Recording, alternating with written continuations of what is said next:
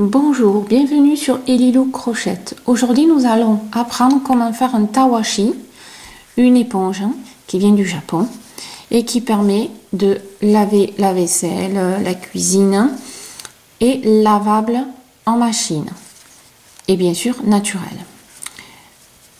Ici, vous voyez une éponge 100% acrylique. On peut utiliser aussi du coton, dimension 3-4, pour quelque chose d'un peu plus doux, donc pour le corps, et une éponge plus petite. Voilà. Après, vous adaptez la laine en fonction de l'utilité. D'accord? Ici, c'est 100% acrylique. Comme le fil était assez fin, voilà, à la base, le fil, il est ça. Pour moi, il était trop fin. Mais pour éviter d'acheter encore une pelote à laine épaisse, j'ai doublé le fil. C'est-à-dire que j'ai travaillé en fait avec deux fils. Et pour éviter d'acheter deux pelotes, je prends en fin de compte le fil qui vient de l'intérieur et le fil qui s'entoure à l'extérieur. Et je réunis les deux. Voilà, ça évite d'acheter deux pelotes. D'accord? Donc moi j'ai doublé. Donc je vais vous apprendre à faire cette éponge avec les astuces et les endroits où il y a des petits pièges pour réussir cette création du premier coup et que ce soit sympathique. Voilà. On y va. Et pour ça, j'ai pris donc pour vous montrer une laine épaisse. Nous allons partir sur une maille chaînette. D'accord? Maille chaînette avec 18 mailles. D'accord? Donc, elle est vraiment très épaisse. C'est vraiment pour que vous voyez. Donc, 1, 2, 3, 4, 5, 6, 7, 8, 9, 10, 11, 12, 13, 14, 15, 16, 17, 18. On va quand même vérifier. Hein, vous vérifiez toujours et vous comptez. D'accord? 1, 2, 3, 4, 5, 6, 7, 8, 9, 10, 11, 12, 13, 14, 15, 16, 17, 18. Et de là, eh bien, on va commencer à travailler. Vous retrouverez la description, le détail du montage de l'éponge sur mon blog, tout détaillé. Voilà. Ici, donc, on est à 18 mailles chaînettes. On va faire une maille en l'air. Et on va partir, donc, à partir d'ici. D'accord? Ça, c'est la 19e. On commence à la 18e. Et à partir de là, on va faire deux mailles serrées dans la même boucle. Une maille serrée, je reviens dans le même trou et je fais une autre maille serrée. Ici, avec ce travail d'éponge, on va apprendre à diminuer et à augmenter. Ça va faire un double exercice, double apprentissage, c'est intéressant. Et à partir de là, on fait toutes les mailles chaînettes en maille serrée, simple, une par une. D'accord? Ça, c'est facile. Et on fait jusqu'à la dernière. On s'attend à l'avant-avant-dernière. D'accord? Vous vous arrêtez deux boucles avant. Vous vous arrêtez ici. À tout de suite. Donc, nous voici. On a fini presque la maille chaînette. J'ai testé pour vous trois techniques, trois versions d'éponge. J'en ai gardé une seule, la plus facile, la plus jolie, car quand on regarde bien sur l'éponge, nous avons des vagues. Je ne sais pas si vous le voyez bien. Voilà, nous avons des vagues. Ces vagues-là sont importantes. C'est ça qui permet aussi d'être râpeux. Il y a des techniques où l'éponge est lisse, hein, je vois un peu moins l'intérêt. Voilà. Et le côté torsadé qui reste joli. D'accord? Vous pouvez les faire en plusieurs couleurs. Hein. Il suffit de changer la laine. On le fait en plusieurs couleurs. Voilà. Donc, la technique que je vais vous faire revoir, c'est celle que je préfère et la plus facile. Donc ici, vous avez vu qu'on a fait une augmentation puisqu'on a fait deux mailles serrées dans une même maille. On appelle ça une augmentation. D'accord? Donc, ce côté-là, cette extrémité, ça va être l'augmentation. Et ce côté-là, ça va être les diminutions.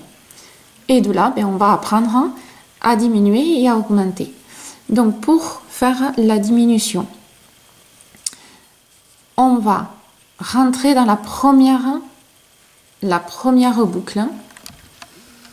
Voilà. On va rentrer dans la première boucle ici. Comme d'habitude, on prend la laine et on ne fait pas de jeté, on reste avec. On rentre dans la deuxième boucle, puisque ce sera toujours par deux. On ressort et on ne fait pas le jeté. Vous voyez, il y en a 3. 1, 2, 3. Et là, on prend le jeté quand on a bien contrôlé et on ramène tout. Vous voyez qu'on commence à partir en biais. Voilà. Là, on a fini notre maille chaînette. Et qu'est-ce qu'on fait chaque fois qu'on tourne un travail? On fait une maille en l'air et on tourne. D'accord?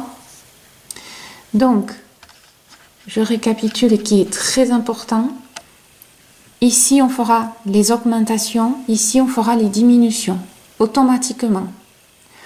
Donc, là, on a fini par une diminution. On va commencer par une augmentation.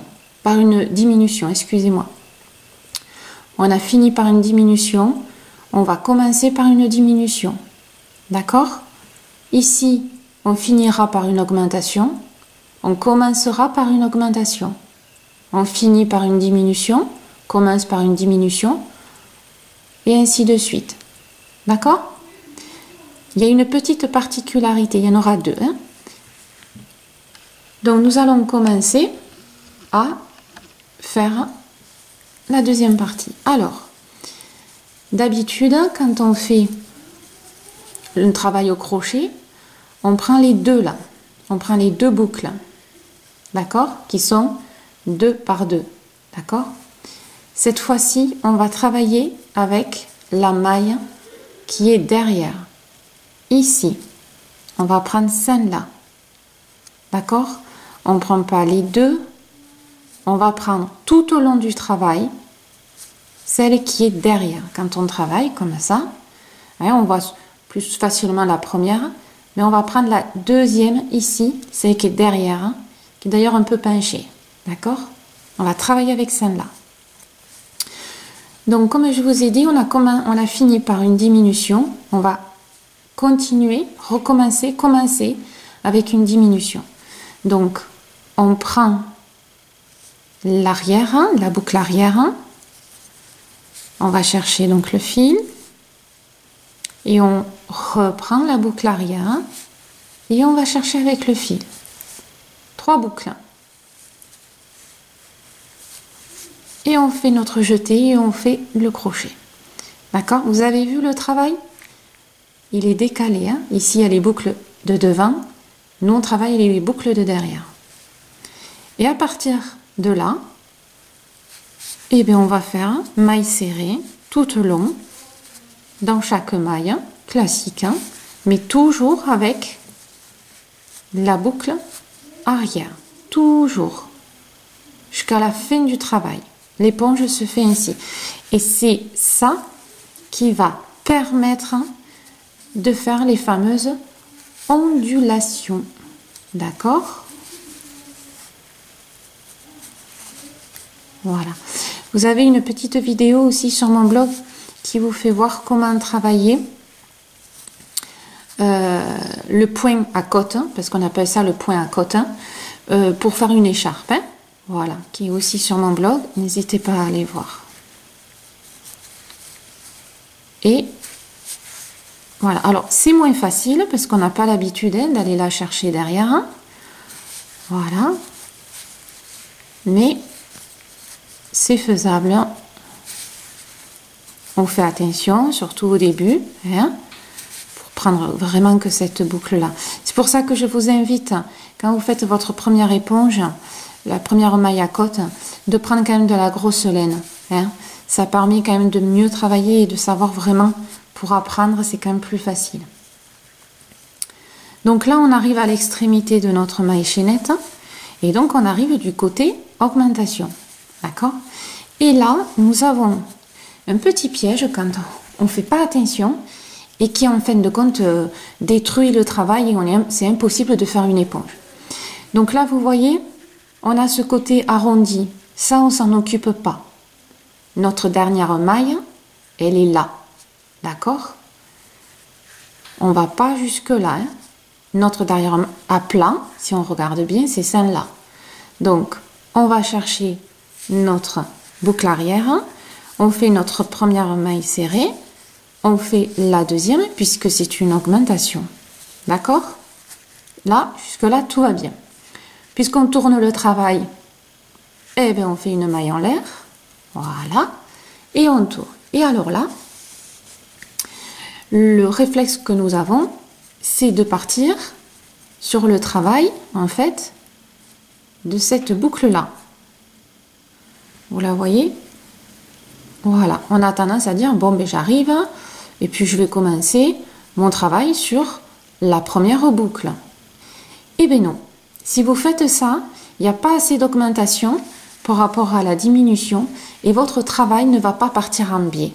Puisque l'éponge, c'est un parallélogramme, et il part, en fait, en biais, tout simplement. C'est-à-dire que là, il va augmenter, et là, vous voyez, il diminue. Le problème, c'est qu'il faut qu'il augmente et qu'il diminue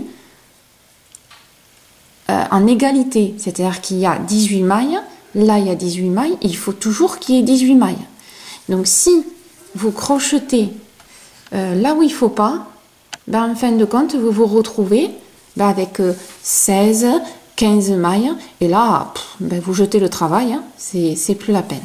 Donc, on ne commence pas par la première maille, ni la deuxième. En fin de compte, on commence par la maille qui a déjà la laine, là où tient le crochet. Alors, comme ça, on ne peut pas la voir. Donc, je vous invite à lâcher votre laine, à la prendre de ce côté, à tirer, vous voyez, et en fin de compte, on voit le trou là. Voilà. J'essaye de zoomer. On voit le trou, c'est ici. Là, vous avez, c'est très important, hein. Là, vous avez la première boucle, deuxième, troisième, voilà.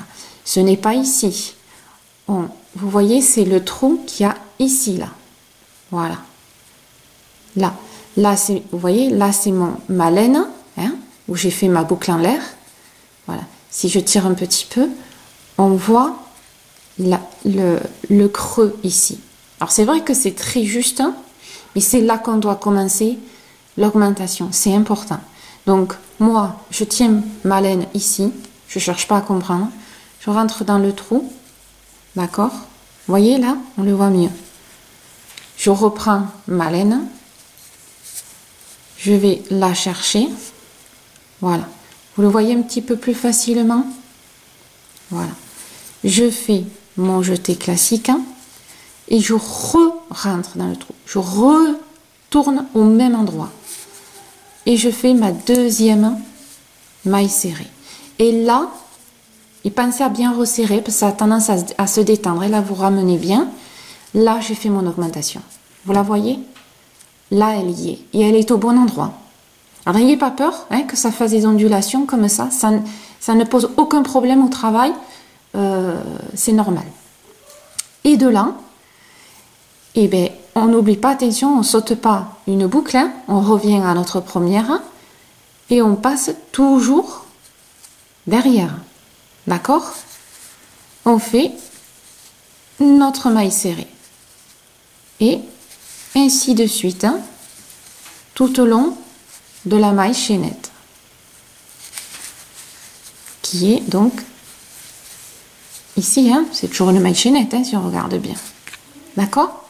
Donc je vous laisse faire la maille serrée toujours derrière la boucle, hein, la boucle de derrière, et vous vous arrêtez à ici, à 2 boucles avant, vous vous arrêtez et on se retrouve.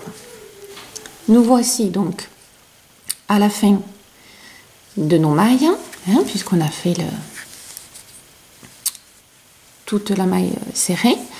Donc nous sommes aux 2 dernières. Quand je dis 2 dernières, c'est qu'ici, vous voyez, ça fait plus des boucles.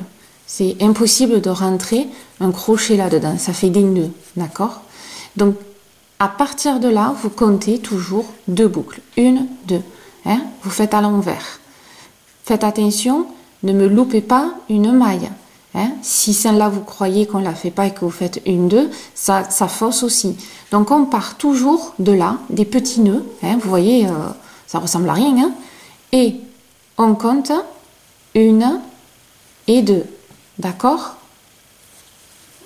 Voilà, hein? Et de là, eh ben, on va faire notre diminution. Donc toujours la boucle arrière, on rentre, on ne la travaille pas. On rentre dans l'autre boucle et ça nous fait donc les 3. Et là, on fait notre jeté et on passe dans les 3. On tourne le travail. Qu'est-ce qu'on fait? Une maille en l'air. Et on tourne. Et de là, ben, en fin de compte, c'est de la répétition. Donc, pensez à bien démarrer sur la première. Tirez le fil s'il faut pour bien avoir. Toujours la dernière, hein, l'arrière, hein, la boucle arrière, hein, toujours. On prend la laine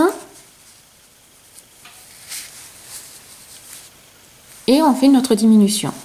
Donc, on finit, je vous rappelle, on finit par une diminution, on commence par une diminution.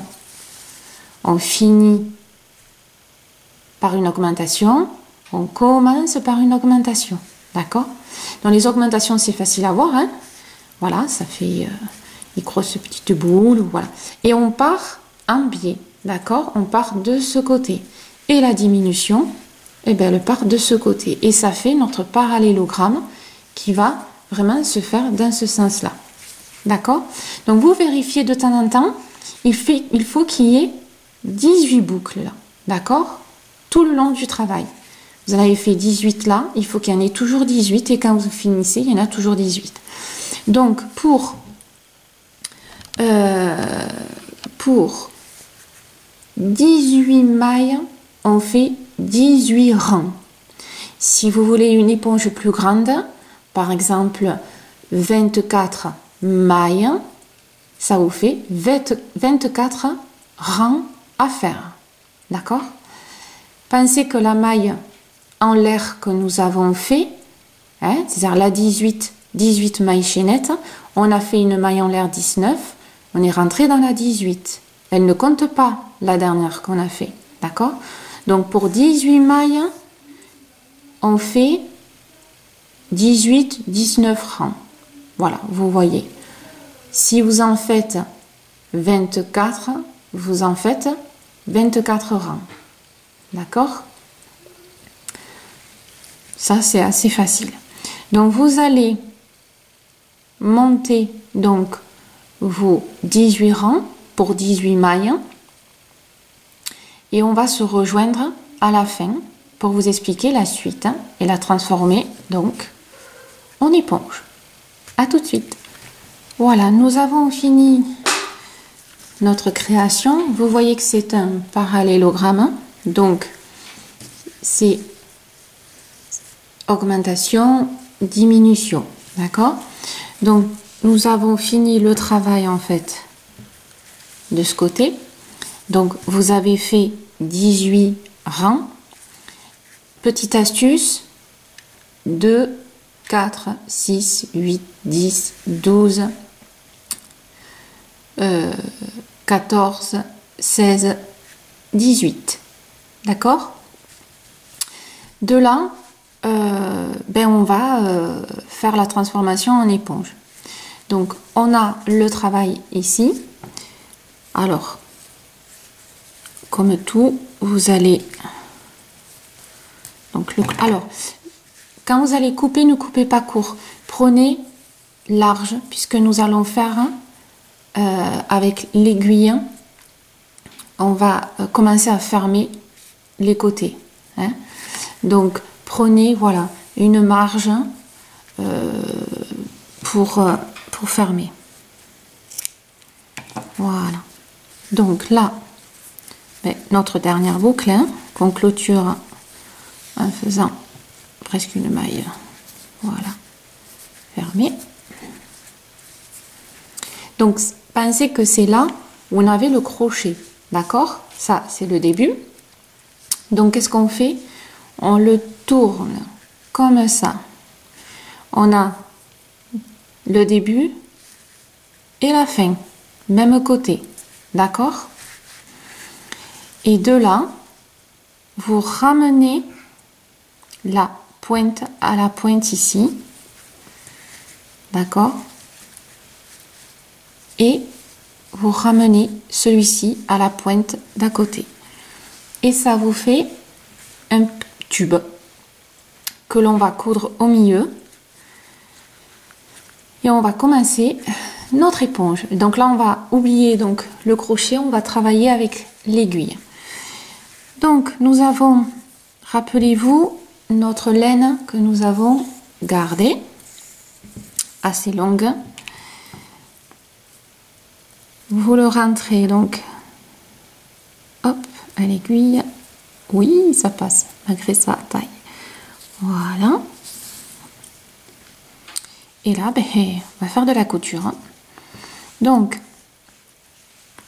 ici, alors, voilà, le petit nœud, on le met dehors. On prend bien l'extrémité. Voilà. Alors, faites bien attention, voilà, que ça reste toujours quand même assez homogène. Vous essayez quand même de le coincer. Et là, vous allez travailler vraiment l'extrémité. Hop. Moi, j'aime bien quand même prendre, voilà. On va prendre celui-là. Voilà, hein, pour que ce soit bien accroché. Je prends le nœud.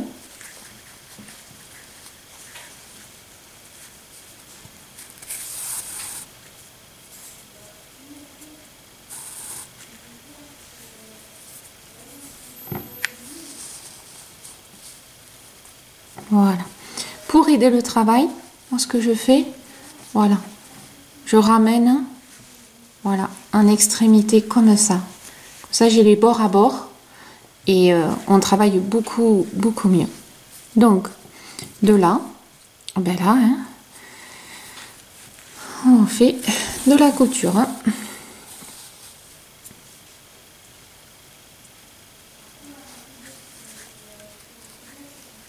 Voilà. Donc quand vous arrivez, vous faites ça tout le long. Hein, vous prenez bien les deux boucles hein, pour que ce soit quand même assez solide. Hein. Voilà, moi j'aime bien prendre, voilà, comme au crochet. Hein, on prend les deux boucles. Hein. Il faut quand même que ça tienne bien vu que c'est une éponge. Hein. Voilà.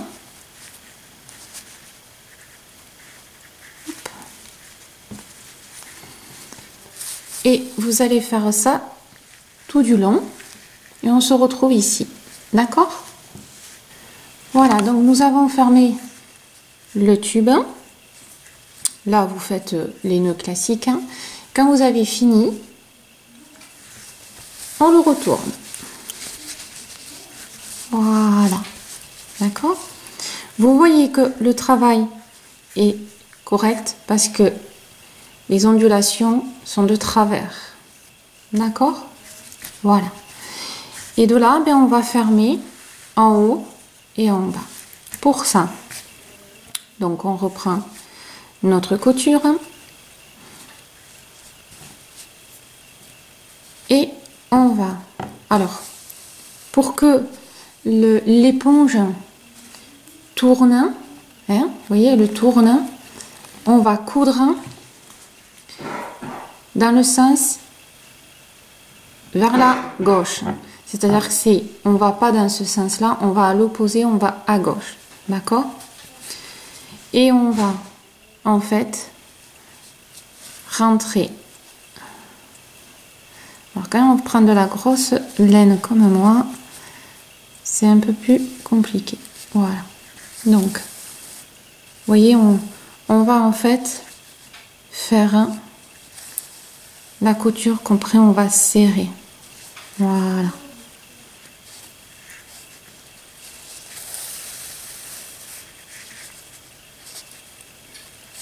On serre. Après, là, on va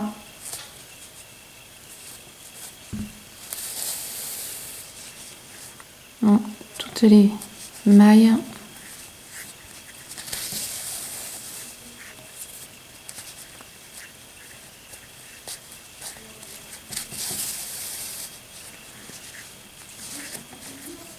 Et voilà. Donc c'est pas grave hein, qu'il y ait des bosses, hein. Ça c'est pas absolument pas gênant. On les verra plus du tout de toute façon. Donc alors voilà. Donc là j'arrive. Voilà. Hop. On arrive donc au point de départ. Voilà. Et c'est là qu'on va serrer. Donc on y va franco. Voilà. On serre. Hein. Si on voulait, on va étrangler la laine. Voilà. Donc je vous invite à faire, dès que c'est bien serré, voilà, un premier nœud.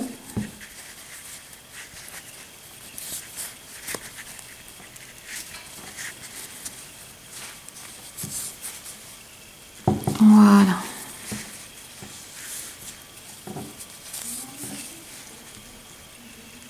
Voilà. Hein, si avec ça, ça s'ouvre. Voilà. Par mesure de sécurité, rentrer dans une autre petite boucle, mais pas très loin. C'est pas facile parce que voilà. Hein, au cas où, comme on dit, ça craquerait, vaut mieux faire 2 nœuds. Voilà.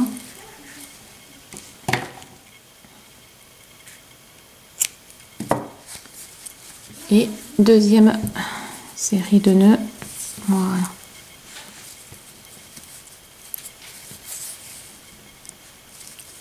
Et de là, on coupe. Donc, vous voyez que quand après on va l'aplatir, on voit déjà, vous voyez la forme de l'éponge qui tourne. Mais on va rester comme ça et vous allez faire le même bord pour fermer encore. D'accord? Et on se retrouve après. Voilà, donc nous avons fermé cette partie-là. Donc ça fait une boule. On va pas couper la laine, on va la garder hein, à l'aiguille pour finaliser l'éponge. Donc on coupe pas. Et là en fait, on va prendre les 2 extrémités et appuyer. D'accord? Voilà. Hop. Alors, comme moi c'est une laine quand même qui est très épaisse, hein, vous voyez, ça donne une grosse éponge. Voilà. Donc,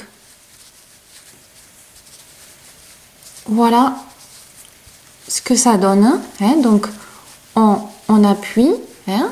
Voilà, on aplatit. Et de là, ben, notre laine qu'on a gardée, on va le faire passer d'un côté à l'autre et ainsi de suite pour ben, que le côté aplati reste. Hein. Voilà. Hein. Alors, voilà.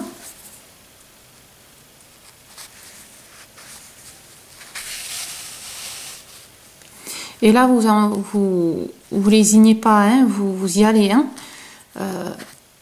Vous essayez de trouver des passages. Hein. Voilà. plus vous en mettez, hein, presque à tourner hein, autour du cercle, cercle principal. Voilà.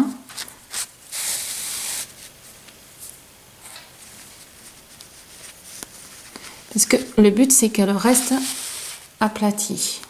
D'accord? Ah, je suis passée dans la... Faut le faire, hein? Je suis passée dans la maille. Voilà, dans l'épaisseur. Hop.